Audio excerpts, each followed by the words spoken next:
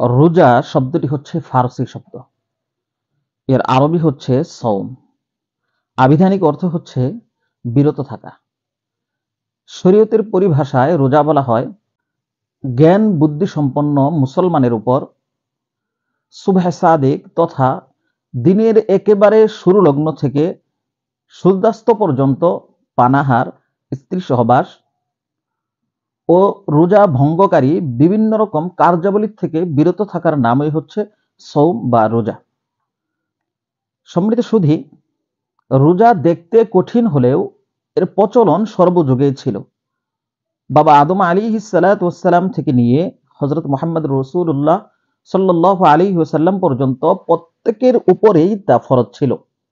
তবে এর ফরজিয়তের ধরন ছিল ভিন্ন রকম, রোজার সংখ্যাও ছিল ভিন্ন রকম, রোজার ধরনটাও ছিল ভিন্ন রকম। সম্মানিত সুধী, ইসলামের প্রাথমিক যুগে উম্মত মুহাম্মাদের উপর শুধুমাত্র আশুরার রোজা ফরজ ছিল। পরবর্তীতে রমজানের রোজা ফরজ করা হলে আশুরার রোজার ফরজিয়ত বাতিল হয়ে যায়। রমজানের রোজা ফরজ করা হয় দ্বিতীয় হিজরির 10 শাবান। রোজা ফরজ হওয়ার পর আল্লাহর নবী সাল্লাল্লাহু আলাইহি ওয়াসাল্লাম 9টি রমজান পেয়েছিলেন। রমজান মাসের রোজা ফরজ। আল্লাহ পাক রব্বুল আলামিন বলেছেন যে, হে ঈমানদারেরা, আমি তোমাদের উপর রোজা ফরজ করলাম যেমনি ভাবে তোমাদের পূর্ববর্তীদের উপর রোজা ফরজ করেছিলাম, যাতে করে তোমরা মুত্তাকি হয়ে যেতে পারো। সম্মানিত সুধী, ইসলামের মূল স্তম্ভসমূহের মধ্যে অন্যতম একটি স্তম্ভ হচ্ছে এই রমজান মাসের রোজা। হাদিস শরীফের মধ্যে এসেছে, বুনিয়াল ইসলামু আলা খামসিন শাহাদাতি আল্লা ইলাহা ইল্লাল্লাহ ওয়া আন্না মুহাম্মাদার রাসূলুল্লাহ ওয়া ইকামিস সালাতি ওয়া ইতাইজ যাকাত ওয়াল হজ্জি ওয়া সাওমি রমাদান।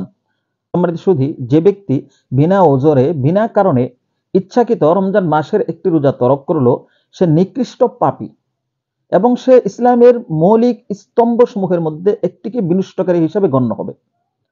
আর এই কারণে তার যে ক্ষতি হবে সেটা কশ্চিন কালেও পূরণ হবার নয়, যদিওচ সে এই রোজার কাজা করে দেয়।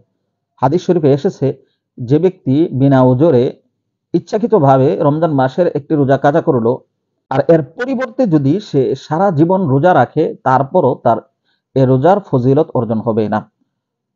অথচ আমাদের দেশের সুঠাম দেহের অধিকারী শক্তিশালী মানুষ, তারা অসুস্থ হয়ে যাওয়ার ভয়ে, আশঙ্কায় এবং ইচ্ছাকৃতভাবে এমনি এমনি রোজা ছেড়ে দিচ্ছে আর নিজেদের কত বড় ক্ষতি করছে। তো আল্লাহ পাক রব্বুল আলামিন আমাদেরকে রমজান মাস আসতেছে, ভালোভাবে সম্পূর্ণ রমজানের রোজা রাখার তৌফিক দান করুন। আমিন।